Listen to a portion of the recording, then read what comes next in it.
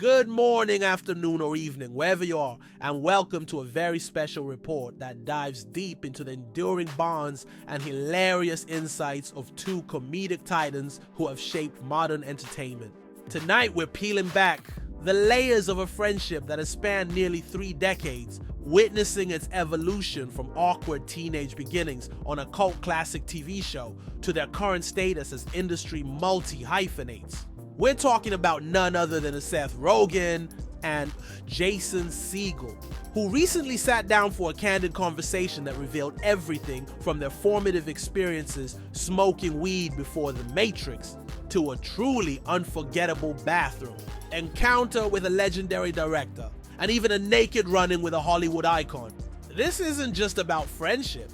It's a fascinating look at creative evolution, the pitfalls of pragmatism, and the raw, sometimes absurd realities of navigating fame and artistic ambition. Get ready for an unfiltered, witty, and surprisingly profound journey through the minds of two of comedy's brightest stars. In the vast, ever-expanding universe of modern comedy, few figures loom as large or have carved out such unique and influential niches as Seth Rogen and Jason Segel have.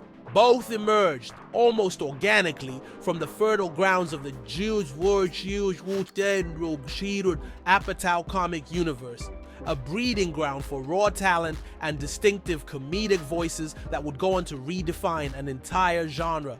From those early formative years, they have blossomed into two of the most recognizable and highly respected multi-hyphenates in the industry, seamlessly blending acting, writing, directing, and producing into formidable careers. Segel, for his part, has recently garnered critical acclaim for his poignant and often hilarious drama, Shrinking, which he co-created alongside the celebrated talents of Bill Lawrence and Brett Goldstein. In this series, Segel takes on the lead role of an unconventional therapist who finds himself navigating the tumultuous stages of grief, offering a nuanced and deeply human portrayal that showcases his remarkable range beyond traditional comedic roles. Meanwhile, Rogen, in collaboration with his longtime creative partner, Evan Goldberg, has once again pushed the boundaries of their distinct brand of humor with their latest venture, The Studio.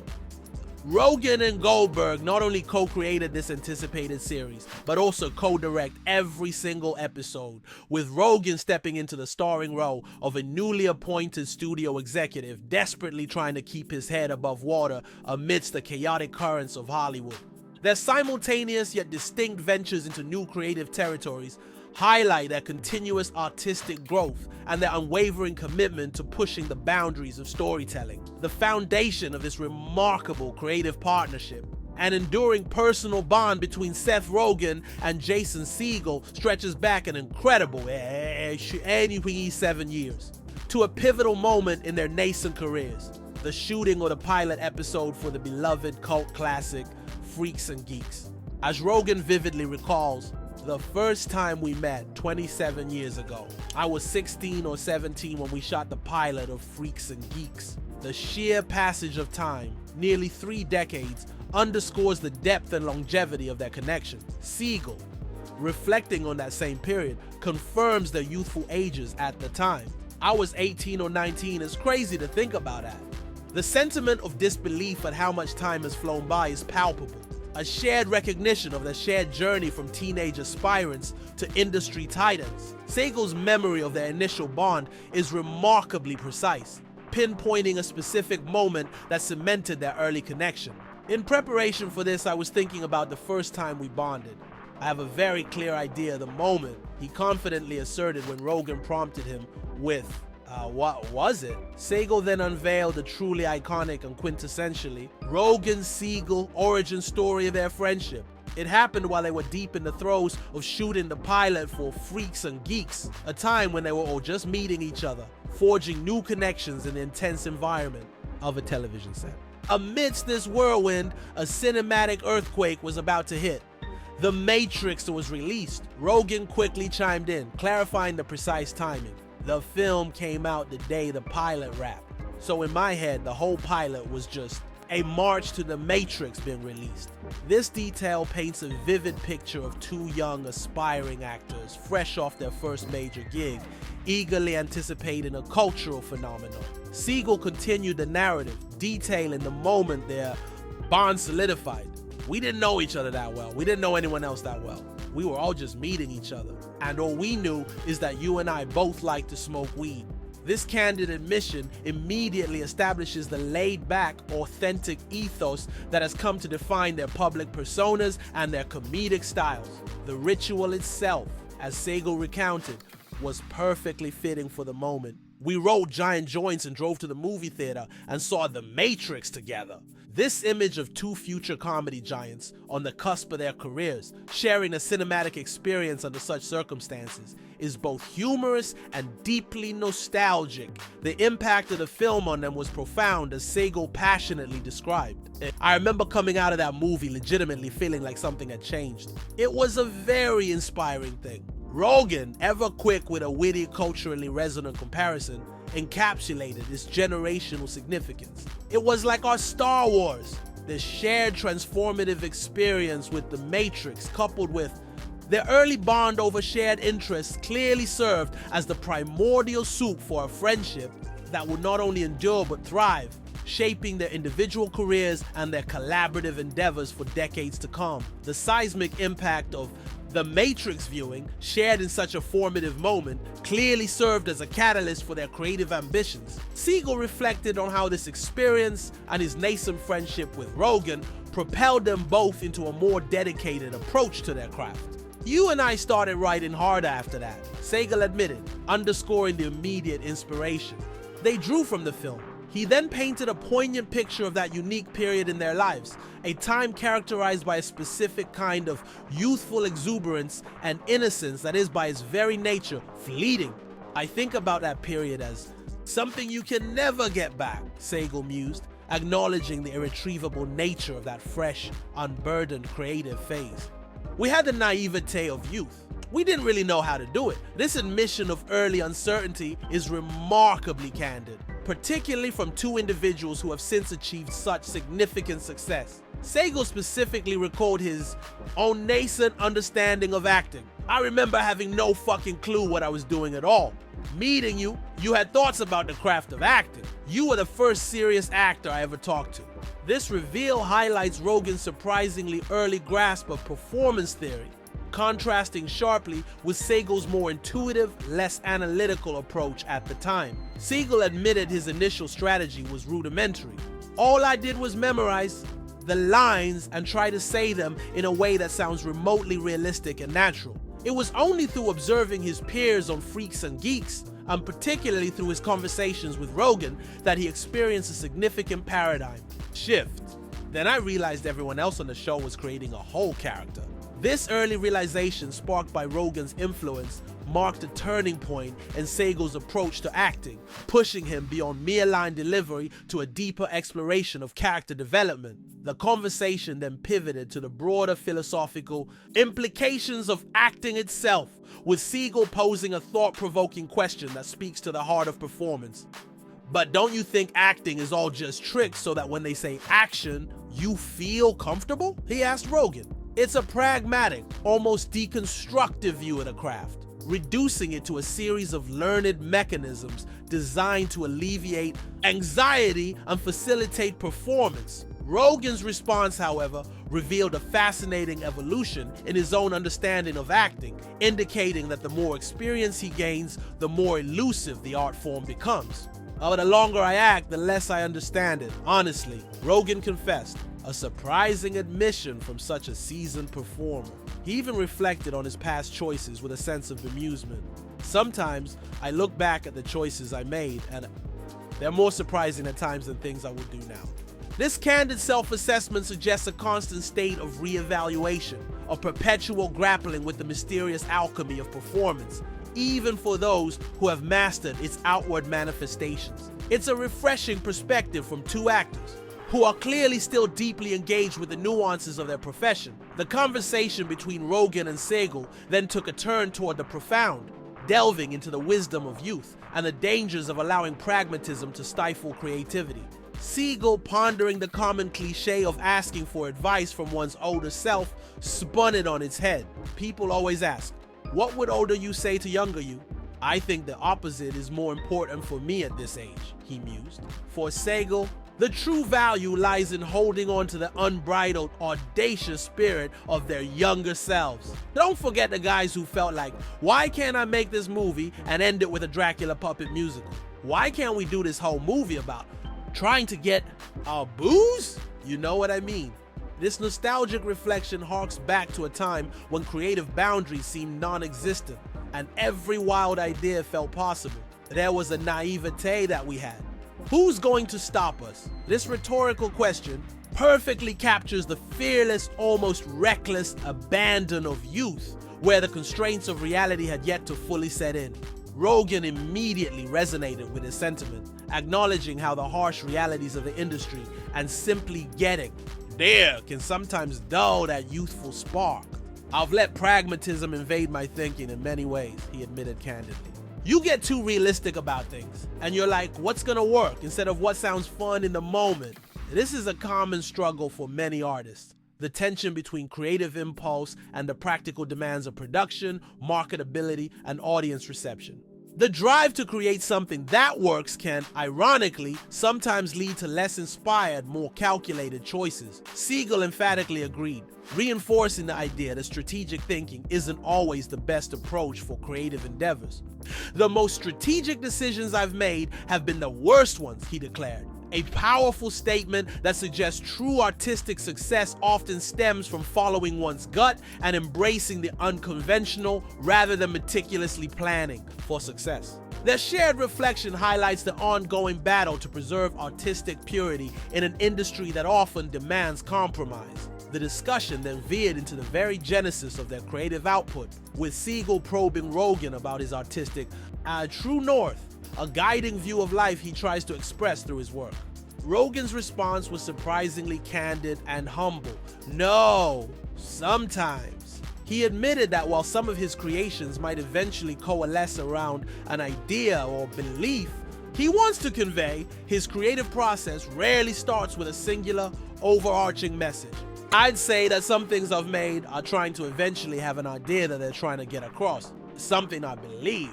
But I mostly start thinking of an idea as I think of the energy of it. That's what becomes exciting to me, Rogen explained. For him, the initial spark is often an intangible feeling, a compelling vibe, rather than a fully formed philosophical concept. I never start with one single thing. This organic, energy-driven approach highlights Rogen's intuitive creative process, where the excitement of an idea's potential takes precedence over a predetermined message.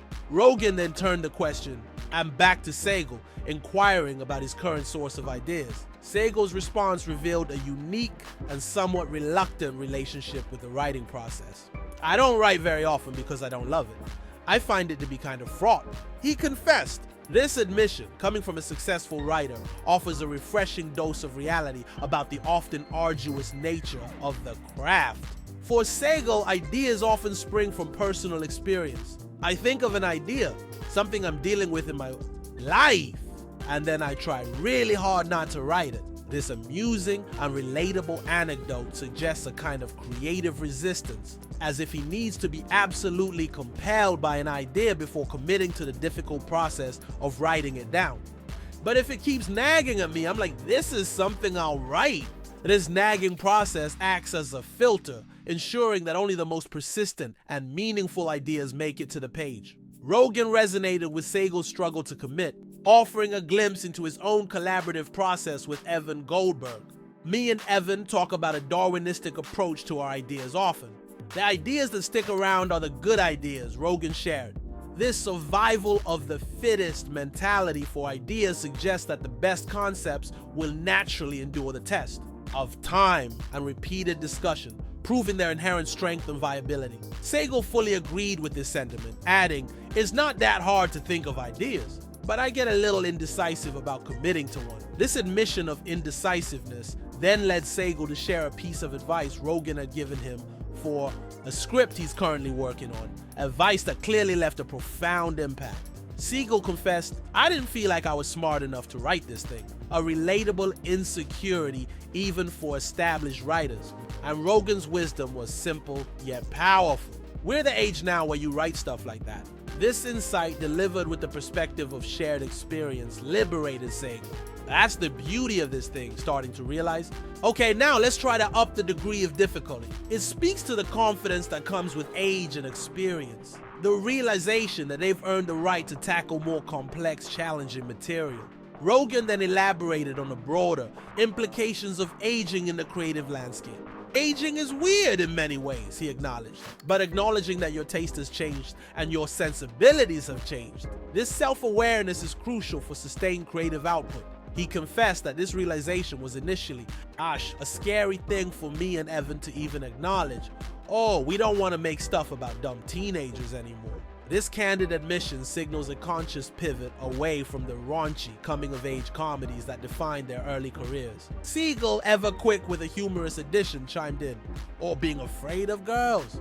This playful jab perfectly encapsulated the youthful anxieties that fueled much of their earlier work. Rogen then revealed a significant shift in his and Evan Goldberg's recent creative output. "It's been a decade since Evan and I wrote and directed and produced a thing I was also in. This is a notable period, marking a significant transition for their collaborative partnership. It took us a transition period from our 30s into our 40s where we were working on other stuff the whole time, but it wasn't our stuff." This distinction is crucial. While they were certainly active in the industry, their personal creative vision wasn't fully realized in the projects they were working on during that decade. It suggests a period of searching, of honing their craft, and of waiting for the right moment to re-engage with their unique comedic voice as writer-directors. Segel then delved into the intricacies of Rogen and Goldberg's long-standing partnership, curious about the dynamics of their shared creative vision. "Do you and Evan have the same taste? Or is it like a Venn diagram?" he inquired, using a clever visual metaphor to explore their collaborative synergy. Rogen's response indicated an almost uncanny alignment. "It's close enough that we've never really had a major conflict over what we want to work on.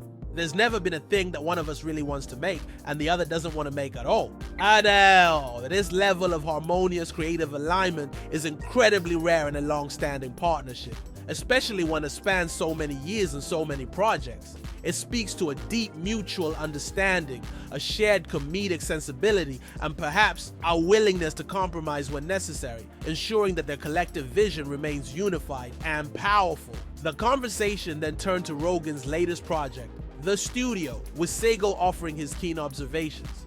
"You really notice in The Studio this energy that goes through it. It felt to me like a mix. Birdman meets Curb," Segel remarked, providing a high-praise comparison to two critically acclaimed and stylistically distinct works. Birdman is known for its intricate single-take aesthetic and meta-commentary on performance, while Curb Your Enthusiasm is celebrated for its awkward realism and improvisational humor. Rogen's immediate and enthusiastic response confirmed that Segel had perfectly captured their artistic intent. "That's exactly what we were going for." Segel elaborated on his perception. "It's all of the awkwardness and reality of Curb, but set to a rhythm." This suggests a more structured yet still authentic approach to comedic realism, a blend of the spontaneous and the meticulously crafted. Rogen then provided a fascinating insight into his directorial philosophy for The Studio, revealing his desire for a fast-paced, high-energy production. "I wanted it to be fast. That was a word I would use a lot," he explained. His approach was driven by a simple yet profound question. What do I want to do all day? What do I like to do? This self-reflective approach to filmmaking prioritizes creative enjoyment and efficiency. He then detailed what he doesn't love to do. "What I don't love to do is insert shots and establishing shots. I don't love doing scenes that feel like they're serving some storyline that will pay off in a few episodes." This preference for immediate comedic impact and narrative drive shaped the very structure of the show. Instead, Rogen thrives on intensity. "I love high stakes, intense scenes where everyone wants to grab each other and shake each other." Now this highlights his penchant for direct, emotionally charged comedic confrontations. He concluded by revealing a key guiding principle during the writing process. As we were writing the show, the first conversations we were having were, how do we infuse every scene so I'm only doing scenes that are really funny? And this uncompromising commitment to consistent humor, ensuring every moment delivers comedic value, is a hallmark of Rogen and Goldberg's distinct style, and it clearly resonated with Segel. It's like you only did the scenes that people like. Segel quipped, playfully acknowledging Rogen's meticulous focus on audience enjoyment. Rogen even added, revealing their ruthless efficiency. "We didn't cut. Nothing we shot was not in the show." This statement speaks volumes about their confidence in the material and their precise execution during filming. The conversation then delved into the role of improvisation in their respective shows, a common thread in the Judd Apatow universe. Segel, speaking about Shrinking, confirmed that improvisation is used, but when it makes sense. He elaborated on the blend of genres in his show. "Our show is also this mix of comedy and drama." Segel, known for his deep passion for acting, then launched into a broader reflection on the craft. "You know I love talking about acting," he stated, to which Rogen, with a wry chuckle, quipped, "Not as much as some." This playful banter underscores their long-standing camaraderie. Segel then revealed a profound insight about the unexpected utility of their comedic backgrounds. "All those improv skills that we learned for comedy and got pretty damn good at turned out to really apply to dramatic scenes also," he mused. Rogen immediately agreed, suggesting that improv skills might be even more crucial for drama. Even more so, I think, because you aren't trying to make jokes. This perspective is fascinating. In dramatic improv, the goal isn't to be clever, but to react authentically to the moment, a skill that is equally valuable in comedic improvisation. Segel echoed this, stating, "And you're not trying to prove you're clever." He then praised the writing on Shrinking. With Shrinking, the writers are incredible, and they give us a really good treasure map that's pretty fucking detailed. However, even with a detailed script, improvisation allows for subtle nuances. But then you're dropped into the treasure map and it's three-dimensional and you're like, "Oh, but there's an interesting little thing over here."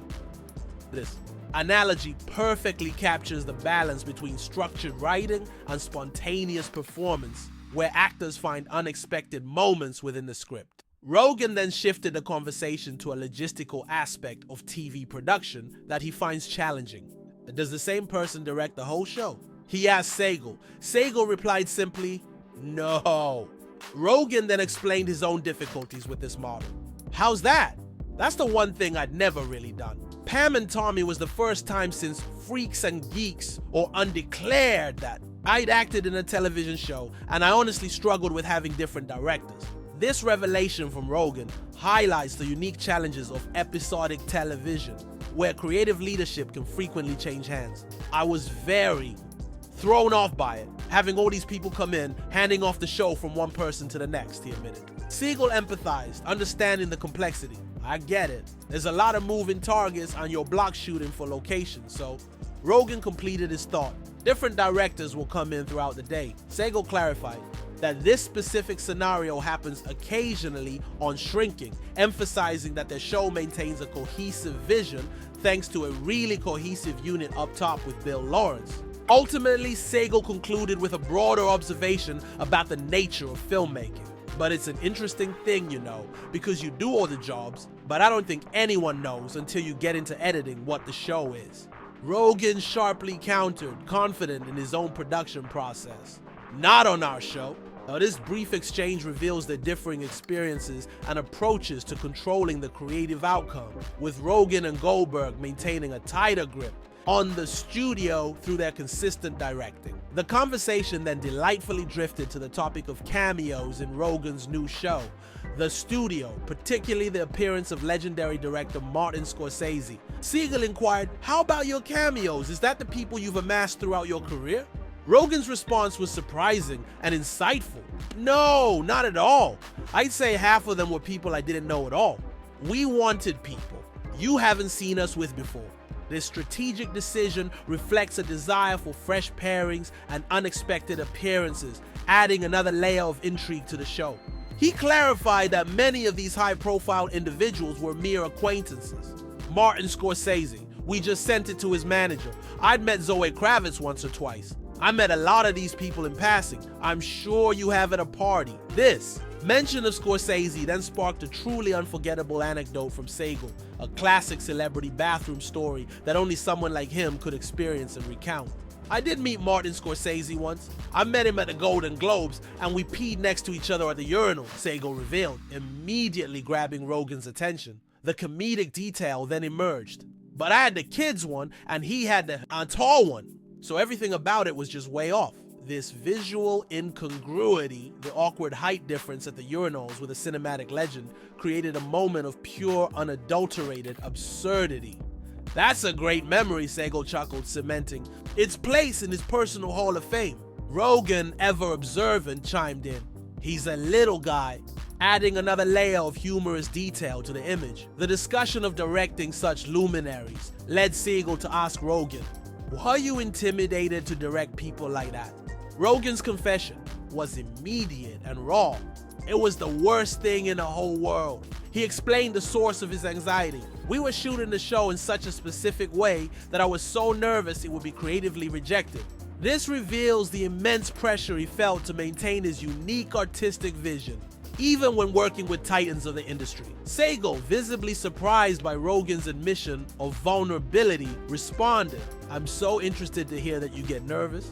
Rogen then delved into the deeper psychological aspect of his role in the studio, revealing a profound connection to his character. The character is me in many, many ways, he explained, and the crux of the character is that he doesn't want to let down his idols. This personal identification with the character's core struggle explains the intensity of Rogen's anxiety. And that's one of the biggest things that I'm navigating. Whenever I get anyone to come do a thing we're doing, I'm so aware of how upset I'll be if they think it's bad. This candid admission of creative vulnerability, the fear of disappointing those he admires, is a powerful insight into the mind of a successful artist. Segel then questioned Rogen about the demands of his multi-hyphenate role. How do you act while you have to be carrying all this other stuff too? Rogen's response indicated a preference for the increased challenge. To me, it's more fun to be directing the scene and in the scene and having written the scene than it is to just be acting the scene. The fact that it's way harder, I like it. This embrace of complexity is a hallmark of his artistic drive, finding satisfaction in mastering multiple roles simultaneously. Segel aptly summarized this demanding approach. It's a tightrope. Rogen concluded by reflecting on a pivotal experience that shaped his current directorial aspirations, his work on Steve Jobs. Steve Jobs was the first time I'd done anything where there were these long, elaborate shots and these long walk and talks. It has to be exactly right, he recalled. This demanding production, with its emphasis on precision and complex staging, left a profound impression. It was the first time I made a thing where everyone's really leaning in and everyone's engaged. And when you got it, everyone's clapping. This collective sense of achievement, the tangible reward of a perfectly executed scene, was a powerful motivator. That was an energy I wanted to try to create on a day-to-day basis. See, this experience on Steve Jobs clearly inspired Rogen to pursue a more hands-on, creatively demanding role in his own projects, seeking to replicate that palpable sense of collective engagement and artistic triumph. Segel resonated with this sentiment, summarizing his own acting ethos. Repeatability is an important skill when you start doing at all the other angles. But the magic part, the part where I'm like, oh fuck, we did it, is when you catch something. This shared appreciation for the elusive magic of performance, the spontaneous moments that elevate a scene, underscores their deep, enduring connection to the craft and to each other.